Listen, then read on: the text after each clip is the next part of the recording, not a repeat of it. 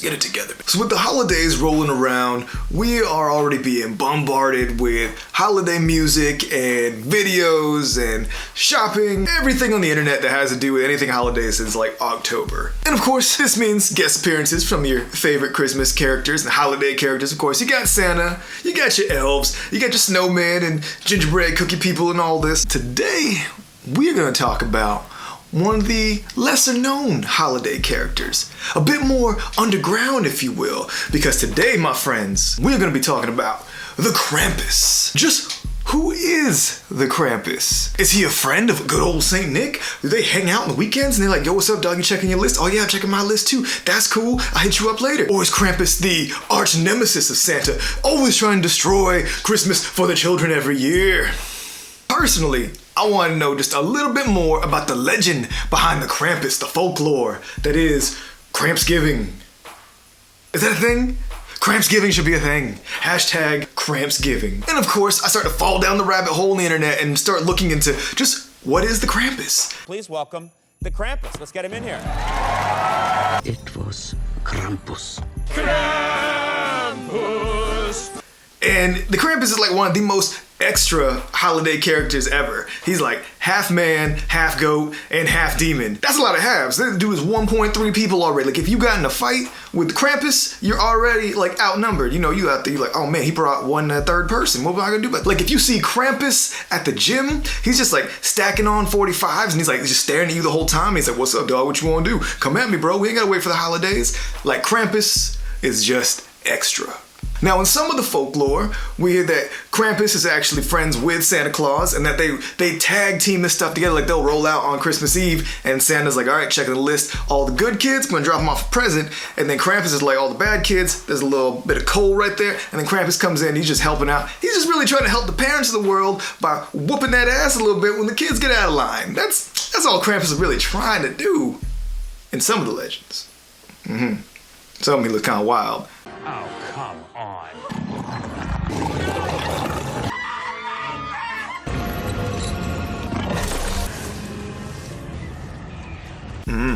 Yeah, Krampus ain't trying to help anybody with that one. That's the version where he kidnaps everybody by putting them in like a basket or a wash tub on his back and taking them all down to the underworld.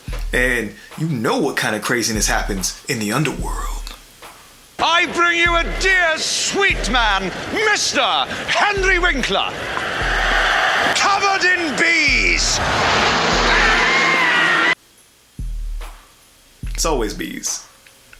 And there have been so many iterations, so check out a couple of these clips from various Krampus-related films of the past like 10 years. Cooking with Krampus.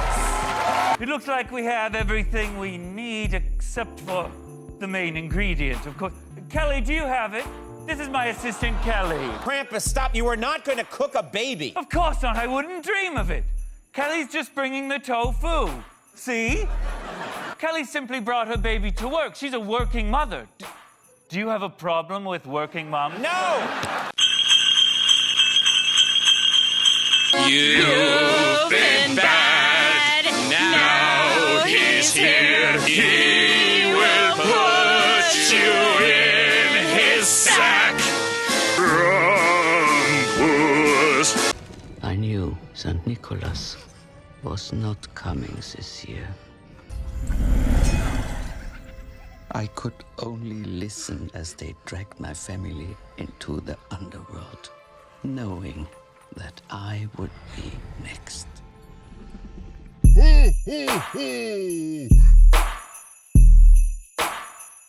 Now, from what I gather on the internet, the origins of the Krampus are a little bit unclear, but it seems that the legend of the Krampus has definitely been around in Central European folklore since the start of Christianity. In Central European folklore, the Krampus is a horned figure described as half goat, half demon, who during the Christmas season punishes children who have misbehaved. This contrasts with St. Nicholas, who rewards the well-behaved kids with gifts, and Krampus is one of the companions of St. Nicholas in many of the regions in Central Europe. Another really interesting fact that I came across was that predating Christianity, December was actually what was known as the more haunted month, whereas now we kind of know as October being the more ghost and ghoul and demon oriented month because of Halloween, but it seems that it was actually December was when people felt that it was the most haunted month. This was when the spirits would gather and there'd be werewolves and demons, and this was the time that they would do rituals and parades. Kind of the idea behind Halloween now is kind of what was going on in December, around Christmas time. These ghost and ghoul references in December can be found in everything from Charles Dickens to the Andy Williams Christmas song, It's the Most Wonderful Time of the Year, where one of the lyrics references, "There'll be scary ghost stories and tales of the glories of Christmas of long, long ago."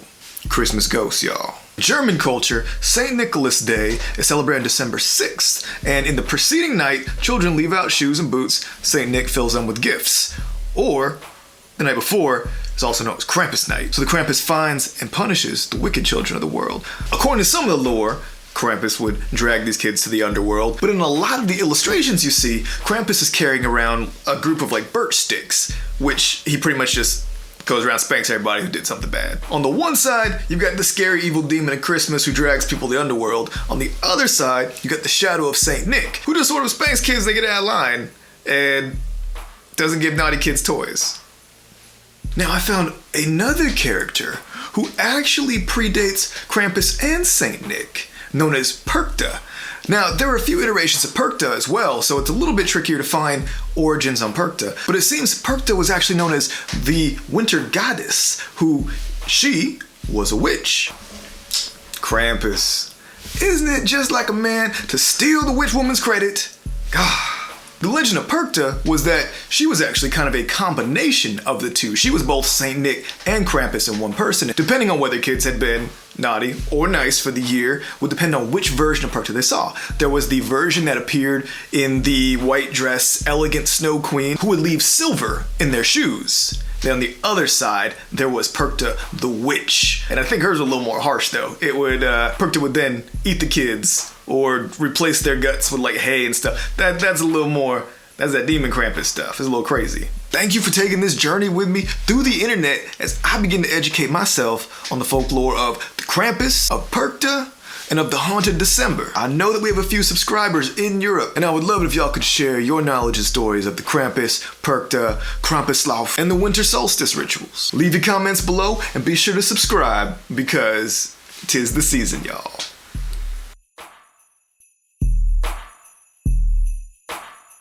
What's up? What's up, baby? What's happening? I was gonna tell you something, I'll tell you later.